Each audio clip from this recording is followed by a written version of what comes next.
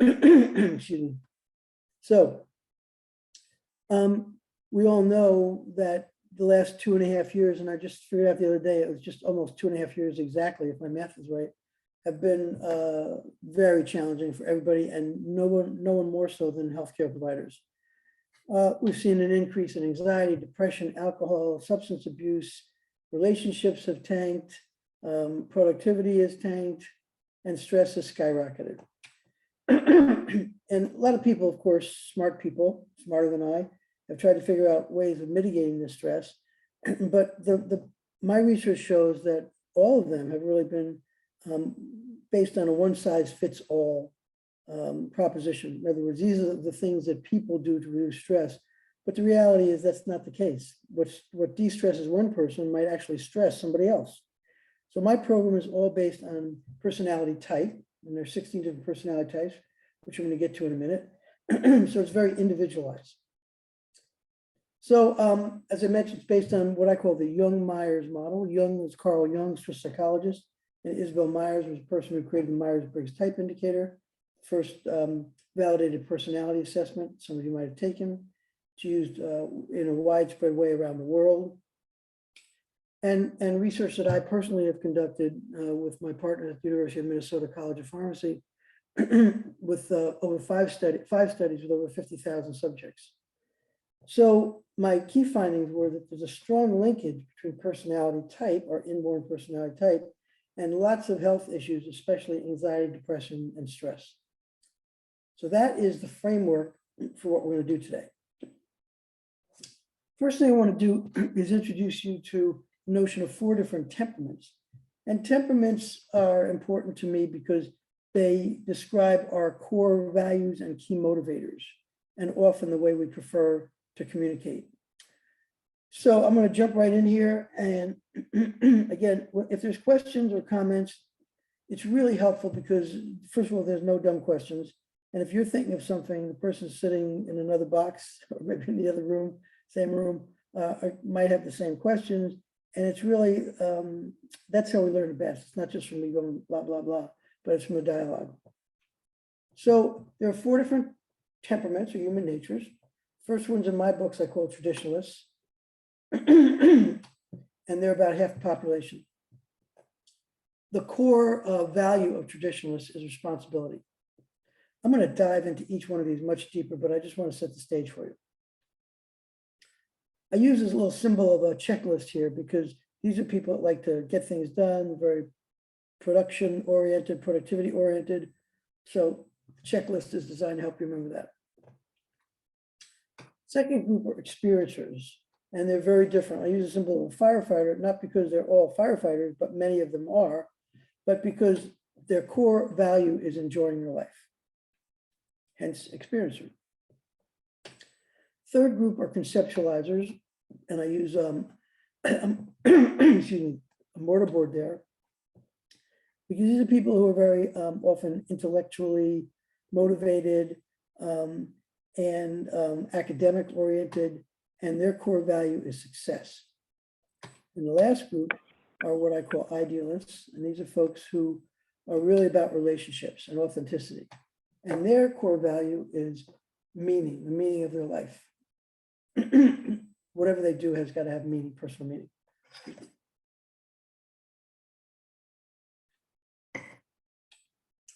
So here's some of the characteristics of these types. Traditional, steady Eddie, solid, dependable, responsible, organized, detail-oriented, productive, strong work ethic, do what they say what they do. I mean, they mean what they say what they mean. If they give you a word, it's their bond. They do all the stuff they're supposed to do. And they're people who really run the institutions, churches, synagogues, mosques, hospitals, schools, businesses, kind of structured folks that really like to make sure things are running the way they should be. Experiencers, in contrast, fun-loving, practical, much more casual approach to life. They're realistic, they're adaptable, and they look to be spontaneous. So very different from traditionalists. Now, it's not that anyone has all one characteristics and none of the others. But I do believe, having done this for a very long time, that people really are born with a type or a temperament in this case, and you have that your whole life. It's your nature. You know, a kid who's very serious when he's a little kid doesn't turn into some, you know, wild and crazy guy when he's older. Same thing for women, of course. Or somebody who's a thoughtful, sensitive kid who likes to write poetry when they're 5 years old doesn't often become a football player who loves to crash into people. It just doesn't work that way. It happens, but not often. Conceptualizers are all about competence. As a consequence, they're very confident, they're assertive, they're competitive, very strategic. Nothing is in the moment. It's all about the big picture and how this is going to affect the future. And idealists tend to be empathetic. This is my type. Perceptive. There's a spiritual. We're not necessarily religious, but we tend to be spiritual. Very idealistic about the world.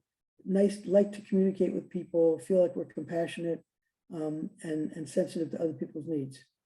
So that is just a very quick first snapshot of these temperaments. And as we go through this, I'd like you to think about which one of these fits you best, which will help confirm the report that you got. I hope you all took the assessment. The assessment deals with a more granular approach, which is personality types, which I'm going to explain in a moment. But the basis for those personality types are the temperaments. Any questions before I move on? Having heard none. This is my attempt to take material that kind of can be dry, it's sort of academic, and try to make it a little more fun. So these are some cartoons that I think capture the essence of these different temperaments. Traditionalists are serious, strong work ethic. On the third day of vacation, I began to relax. These are not people who take vacations easily or readily or happily, and it takes them a while, usually, not every single person, but people of this temperament. It usually takes them a while to unwind, and then maybe they're a week into the vacation and they start worrying about work and kind of moving your head back into that space. They're also down to earth, no nonsense people, such as Ed Wagner, who is a real meat and potatoes guy. These are the traditionalists. Experiencers really like excitement, they like to jump into new experiences. Well, is there life on the other side or not? They are adventurous types. Okay. Actually, I'll tell you really quickly. I had a experience with a nephew of mine when he was a young kid who is an experiencer, and it involved the fishbowl. And some experiencers often jump into situations, don't really think things through. One day I came into my son's room, my nephew is like 6 years old, and he has his hand into my son's fish tank, and he's trying to catch the fish. And I go, Trevor, what are you doing? He goes, I didn't do anything. His hand is dripping, it's all over his shirt. Not that experiencers always get in trouble, but they often get in trouble because they just don't anticipate what's going to happen down the road. Hence this cartoon. Thanks for helping me remember that story. They also live in the moment and like taking risks. Calm down, Sylvia. Come on, Sylvia, where's your spirit of adventure? This guy's sign says, anywhere, with a hook. Conceptualizers are a different breed. They're really driven by success and careers. Of course, I want to grow as a person, but first I want to grow as a banker. And another one for conceptualizers, they're often gifted creative problem solvers. Well, here's your problem, Mr. Schuler. It's really hard not knowing if anybody's having any reaction to these except for me. But I'm laughing. Okay, I hope you are too. And idealists, they're empathetic and driven to really be helpful. Calm down, Edna. Yes, it's some kind of hideous insect, but it could be some kind of hideous insect in need of help. And idealists are also soft touches. They like to please people. spare armadillo, ma'am? Spare armadillo? Guy saying, uh-oh, how am I going to get by this guy?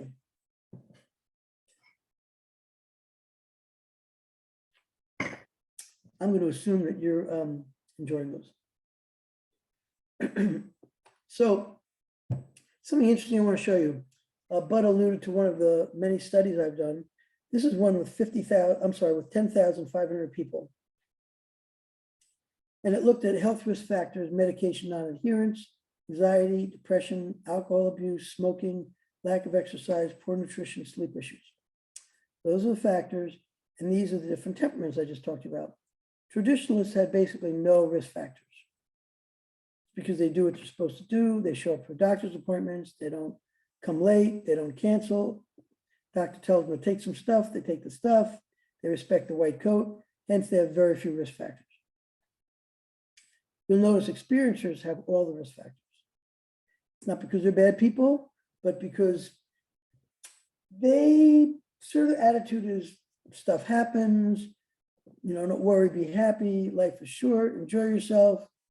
They don't necessarily have as much respect for the white coat or the institutions. As a result, they've got a lot of risk factors.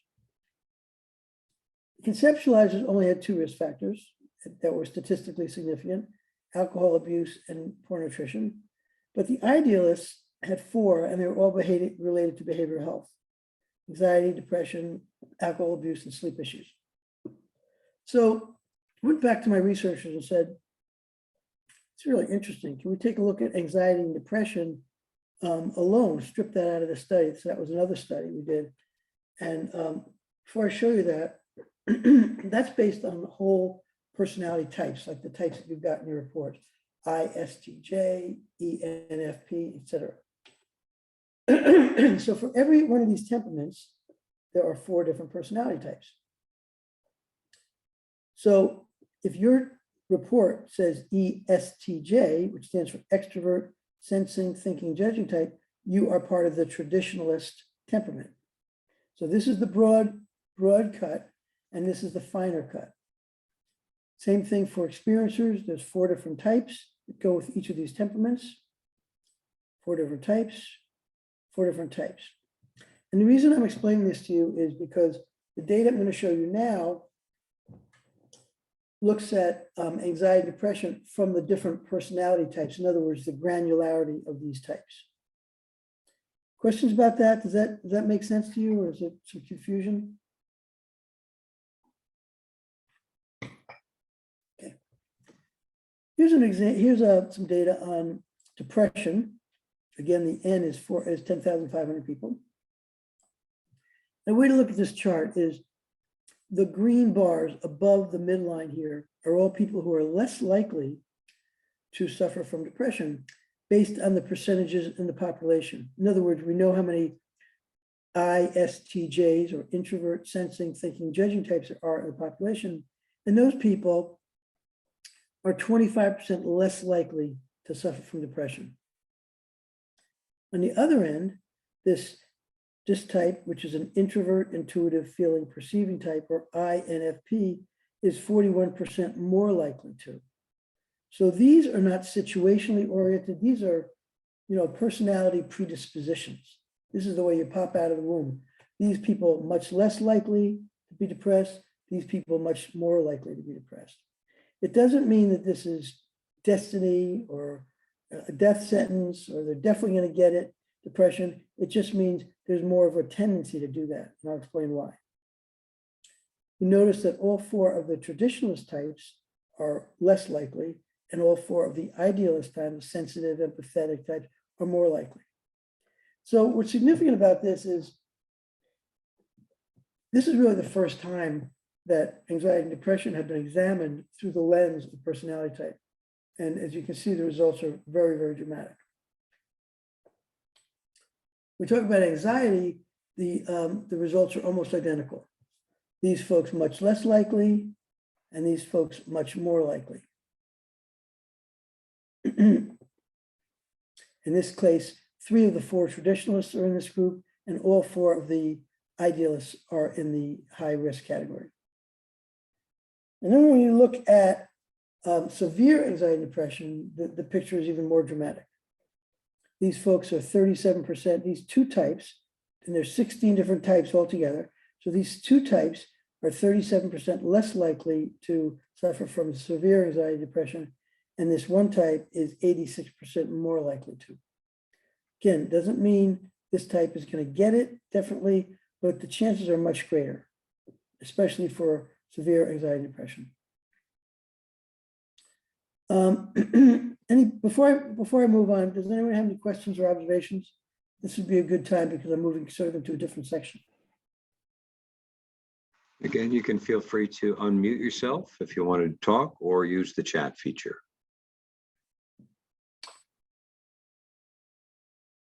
Okay. So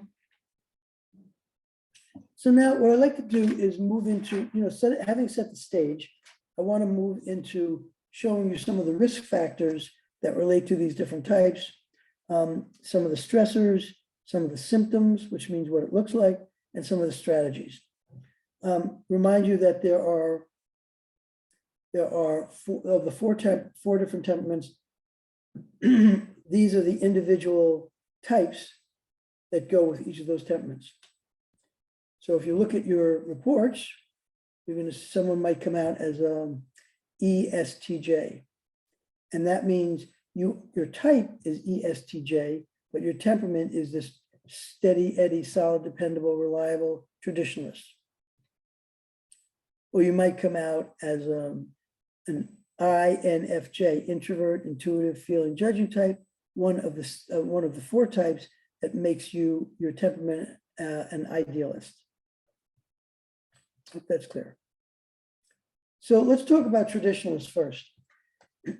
Everyone likes to be in control, but traditionalists really like to be in control because responsibility is their core drive. So some common triggers for them are loss of control, uncertainty, safety needs. These are people that go to great lengths to be safe, keep other people safe. And if COVID has taught us anything, and by the way, I mean, COVID might be, people might think they're done with COVID, but you all in healthcare know that COVID's not done with us. I see, some people wearing masks right now in the same room. I wear a mask when I'm inside. Some people do, some people don't. I err on the side of caution. But I read the other day, just like this week, that there are 500 deaths a day still due to COVID. So that means over 180,000 people a year.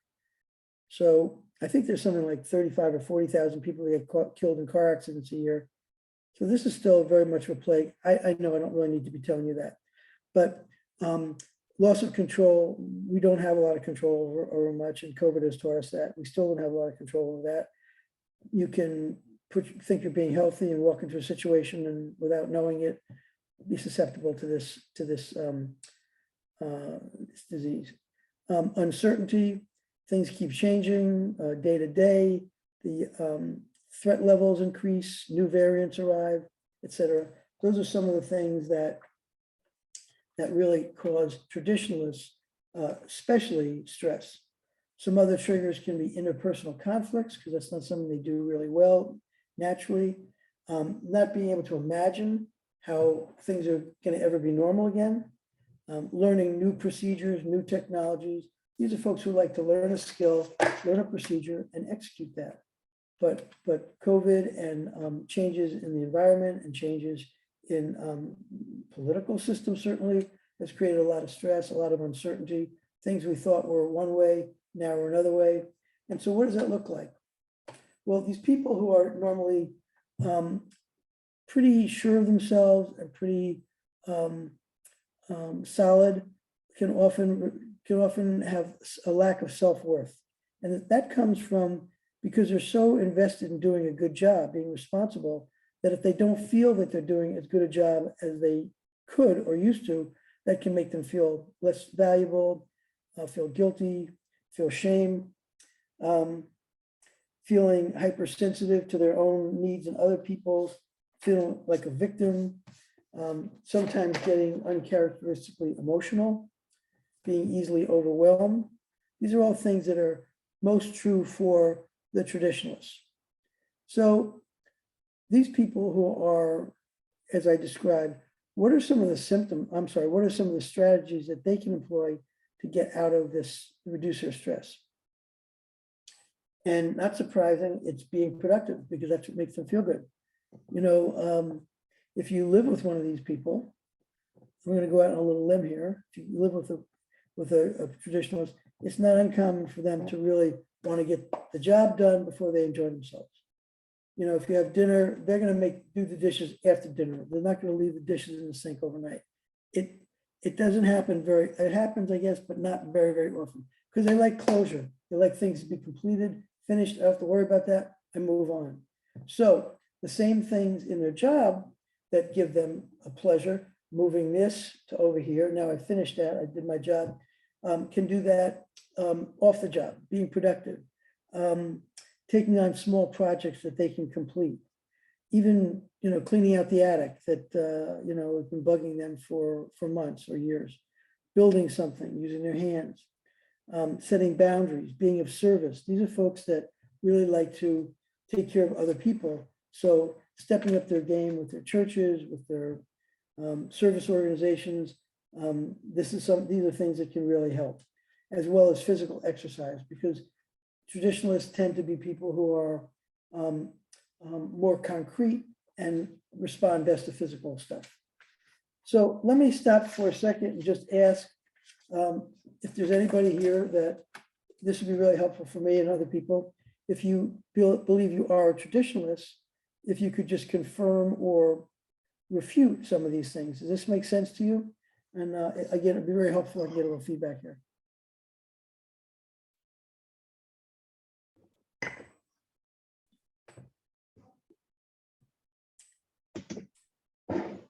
Nobody, no takers? These are not bad things to have, by the way. I know a lot of you people work together and you might be uncomfortable kind of sharing or disclosing, but these are things that everyone experiences. There's nobody I know that doesn't have stress. Yep, somebody shared definitely loss of control. Okay, thank you for that.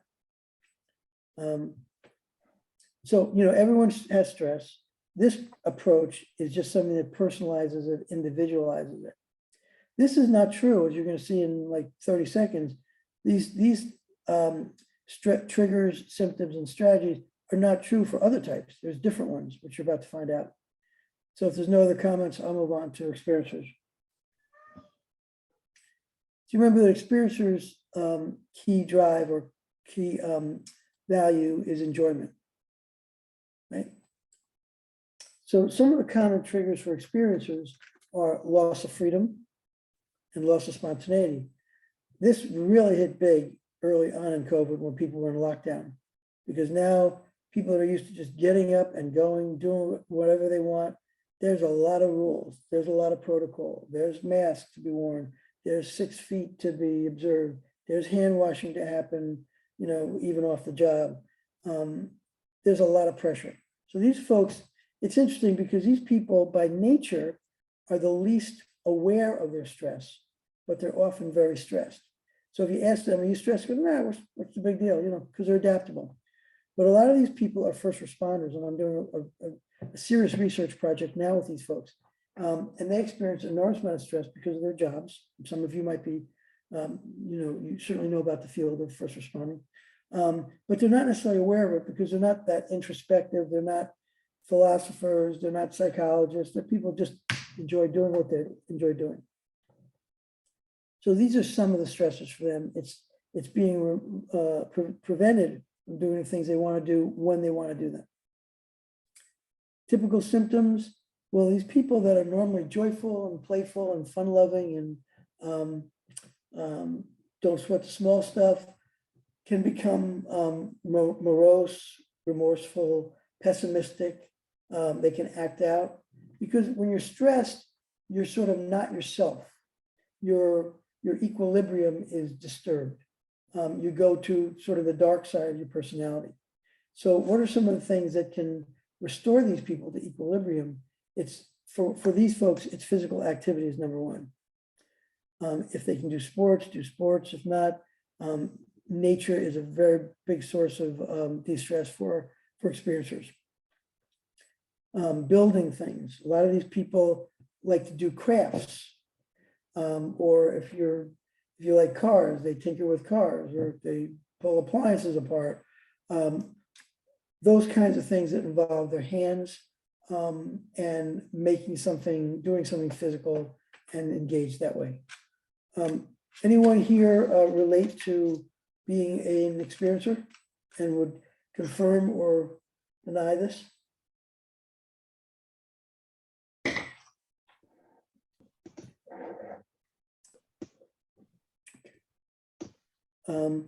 Any takers? Thank you for showing your face, Shannon. Appreciate it. And I love the fact that you're in, Hawaii or someplace. Being I here could makes me get through the day. I'm sorry? Being here and the little island makes me get through the day. I should, maybe if I got one of those backdrops, it would help me get through the day better also. But whatever gets you through the day, right? Absolutely. Makes you feel better. Okay. Anybody else or anybody willing to share just some feedback on this? I'm not asking you to divulge your social security number here. I'm just asking whether if there are people who are experiencers, does this resonate with you? Oh, Yeah. It's Maura Shea. Hi, Maura. I have one friend that I think is this. She cannot relax. I mean, she is always doing something. And if she can't do something, that's when there are issues. Is the doing something more like getting something done or like being active? She has to either cook or whatever. I mean, like she can never take a day just to relax. Okay, so I think that probably fits more like this type. That one, okay. Yeah, because these are the people that just have to be productive. When you talk about relaxing, these experiencers, they're really good at relaxing. Oh, are they? And if you're married to one of them, you'll know that. Like, hey, this garage, this garage is falling apart ever since we moved into this house. Would you fix it? I want to get to it, but it's a beautiful day. And this hammock is calling to me. Why would I be out there doing that? So that's these people more than the first person. But thank you for sharing that, because that's the way we really get this. Even if it's not you, if you know somebody, and we all know people in that, they used to talk about the traditionalists, that first group, sort of in a broad way as type A people. And type A, that's true, but it's a very limited thing. There's so many more things to a person than being type A or type B or type C. But when you commonly think of type A people, it's more the traditionals. Thank you for that. So the third group are conceptualizers, and these are people that really are about success and excellence, achievement. So some of the things that trigger these folks are a lack of power, lack of an inability to innovate. These are folks who really like to use their minds in a very creative way. They're only 10% of the population, but they're 80% of C-level executives. They gravitate towards leadership positions in every organization. It's because, they've got this combination of vision, comes from their intuition, and logic. So that makes them kind of visionaries. They see what needs to be done. They've got a logical approach to it, and they're assertive about it. They tell people of their ideas. People say, she really knows what she's talking about. Let's do it. And that's why they become leaders in big numbers. So when they're unable, because of resources, because of the zeitgeist, because of which corporate changes that are going on, they're not able to exercise their power to do the thing, to move and improve. I have a good friend who is one of these people, and one day I said to her, you just have to move and improve everything. She literally moves furniture around. She just has to change things, and that's what these folks like to do. So when they're prevented for whatever reason from doing that, this is what happens. People that are normally very self-confident can doubt themselves. They can not feel as powerful or as worthy as they once did, or they can also go the other way and become more dominant, more aggressive. Some of the things that bring them back into equilibrium, as I said before, are taking on projects that they can be successful with. A lot of these people are writers or people who are good communicators. They might find a place to do some research or do blogs or contribute their expertise. I think it's helpful for them to step back and realize that even though this is what's going on now, their life story is one of success and accomplishment, and reminding themselves, sort of taking inventory of what they've accomplished can be very helpful. These are not folks who normally seek counseling because they're very independent and believe that they can figure it out on their own. But if they get to the point where they really are stressed, they can benefit from a counselor, especially if it's somebody whose competence they respect. So if there's any of you folks in this listening to this today that are conceptualizers, and I know that there are some, if you didn't think that I knew what I was talking about, you would have checked out a long time ago, either physically or, intellectually. But I'm hoping that you do appreciate that I've been doing this so long, I do know what I'm talking about. And therefore, you're more likely to accept what I'm saying is, oh, this guy's got something worth listening to. So those are conceptualizers. And the last group are idealists. And these folks are all about meaning. Some of the triggers for idealists are loss of harmony and or meaning. So this was a big thing early on in terms of COVID, because now you have these people who are not used to living together. I mean, in a family, they're not used to spending 24 hours a day together for 2 years or a year. But now you're in a situation where there's naturally going to be all kinds of stressors, people competing for resources, learning how to use Zoom or learning how to have classes, online, and juggling family responsibilities. So these are people that really paid a very heavy price for COVID and for the stress we have today. And loss of harmony isn't just relating to illness. I mean, you're probably all aware this country is very divided now. People who are friends, even family members, find it hard to communicate with each other about certain subjects. It's just a very anxious place, the world is. Things that are going on politically, things that are going on climate-wise. So these are the folks, the idealists, who really, I think, suffer the most and have the most amount of stress, which is borne out by the data that I showed you about anxiety and depression. They're most likely to suffer from anxiety and depression and stress. And of course, we know that the knee bone is connected to the hip bone. So if you've got something going on up here, it's very likely going to translate into a part of your body. So that's some of the things that manifest for idealists. Some additional symptoms can be feeling out of sorts, feeling uncomfortable in social situations, having trouble getting motivated. People that are normally, I'm really impassioned about this, and go do it, sometimes have a hard time. These people who are normally people who have very good idea of good access to their imagination and future and can be optimistic, see the world in a more negative or pessimistic way, can catastrophize about their health, etc. So what are some of the strategies that get these folks back? Well, the biggest one is connection with other people. Reconnecting with people that you haven't been connected with, reunion kind of stuff, hooking up with friends from high school or college, finding purpose in your life, volunteering. These are folks that also resonate to alternative kinds of strategies, things like yoga, things like meditation, things like natural substances, natural, what's the word I'm looking for? Not medication, but Supplements. Say again? Supplements. Supplements, that's the word, thank you. Had a little moment there, happens sometimes, but supplements is exactly the word I'm looking for.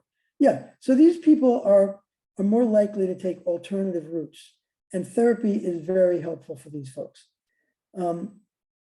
A little kind of interesting factoid is these folks are only about 17% of the population, but they're about 80% of all therapists. So we, and I'm one of them, gravitate to trying to understand why people do what they do and be helpful. And that's why therapists, a lot of EAP folks are these folks, educators of young kids, etc. Anyone here, and I know there are some of you, relate to this temperament? Willing to share that?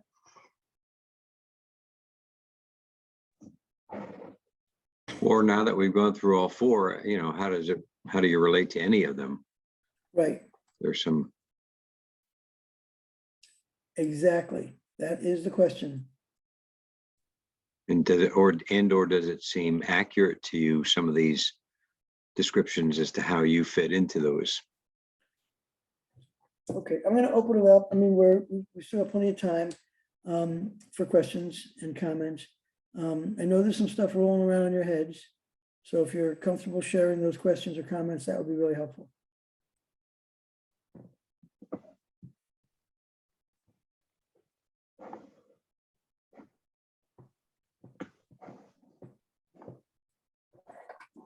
One of the things that people often ask me is, is this situational, is personality type? So first of all, thank you for the person. I don't know if that's a man or woman that this relates to them. Thank you.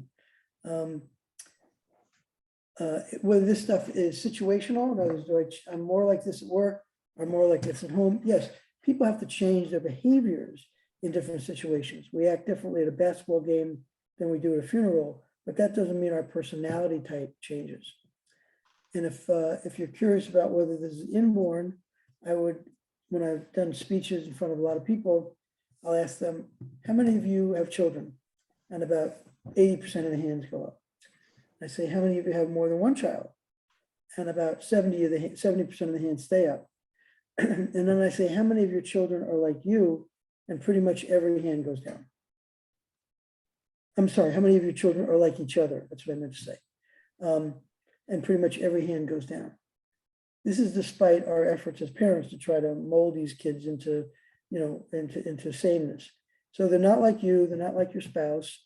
Often, they might be in some ways. Example I use is you can have fraternal twins that are born a minute apart, raised by exactly the same parents, go to the same schools, go to the same churches. They have all the same advantages and disadvantages. And if their personality types are different, which they almost always are, they're very, very different human beings. So it's not just our personalities are a combination of nature, which is what personality type is, and nurture, which is everything else that happens to us in our life. Parents, socioeconomics, geography, all those things that change our behaviors, that influence our behaviors, but they don't change our innate characteristics.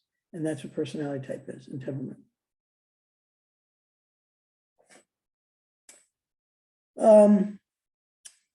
Other comments, questions?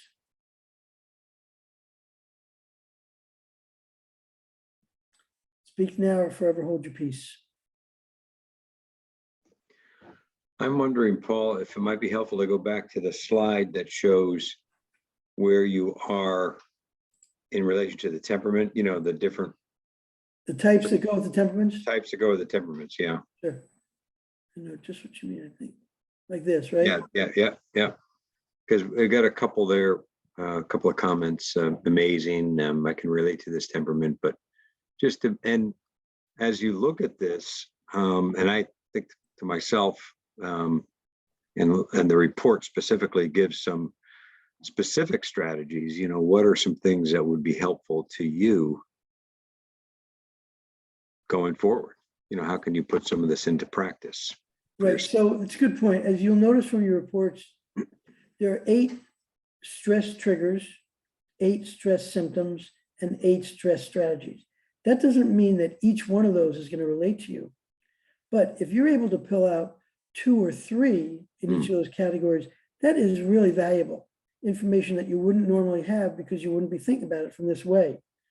And even if you're able to pull out one strategy that helps you reduce stress, it's sort of worth the price of admission in my mind. So don't look for them, the whole report to be yes, yes, yes, yes, yes, but look for the gold. Is there anybody who found a particular strategy that they said, that one I already do, or that's something that I'm going to try? Anybody willing to share one of those?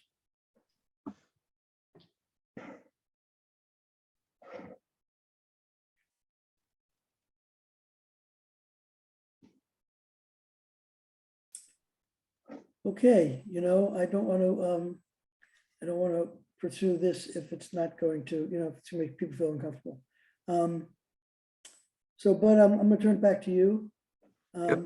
I will say this though, if there are people who do have questions that are not comfortable sharing in public, but would like to ask me, I'd be happy to give you my email address. But maybe, can you put it in the chat, or you want me to put it in the chat? Yeah, if put it you in the can, chat. if you could put it in the chat, Sure. you Okay, probably sure. know right off the top of your head, obviously. Yep. Maura wants to know, will these slides be shared? And I think I recall you saying that you're not able to do that. And maybe you could explain that, but Sure. but Yes, it's nice. first let me say my email address is in the chat. It's pault@speedreadingpeople.com. I am happy to take your questions, comments. I will respond to you. So please feel free to do that. And I cannot share the slides for the reason that it's proprietary intellectual property.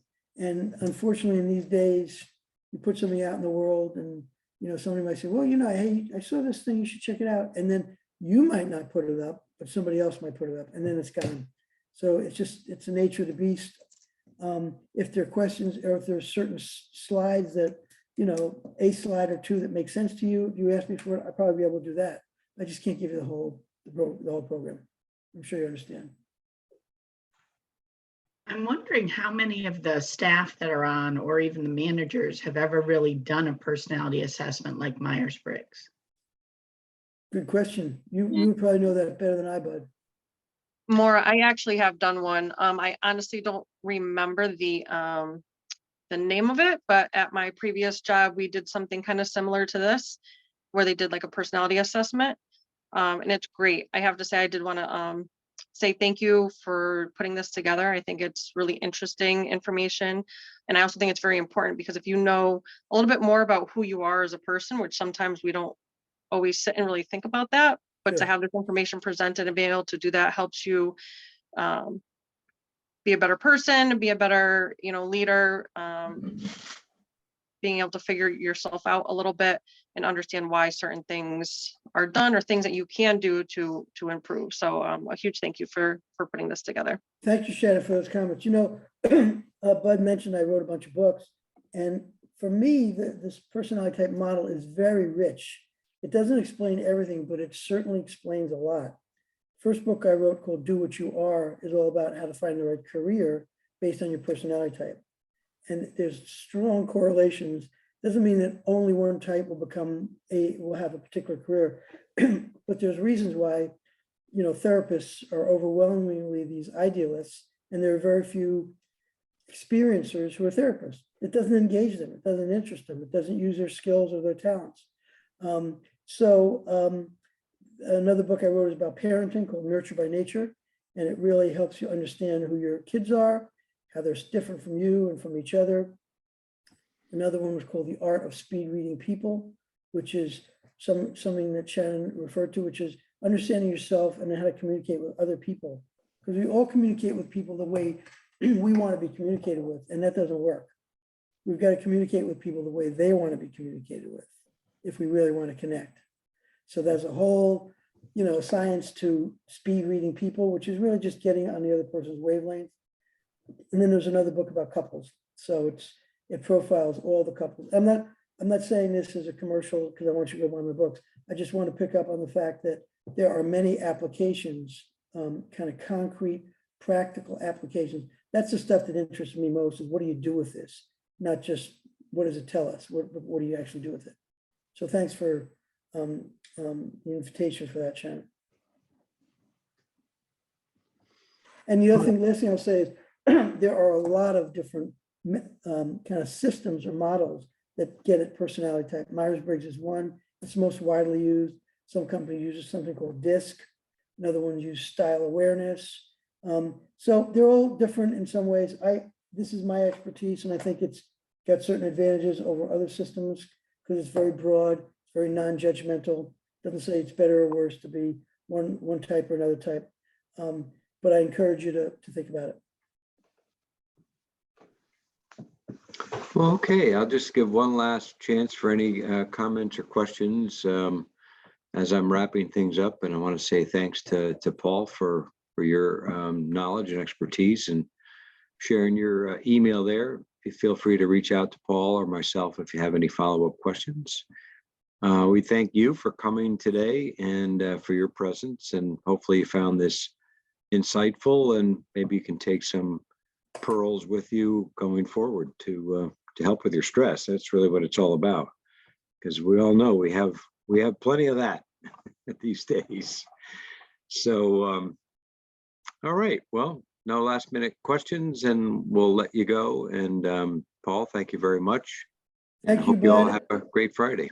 Thank you, Bud. Thank you all, and I hope you have a great weekend.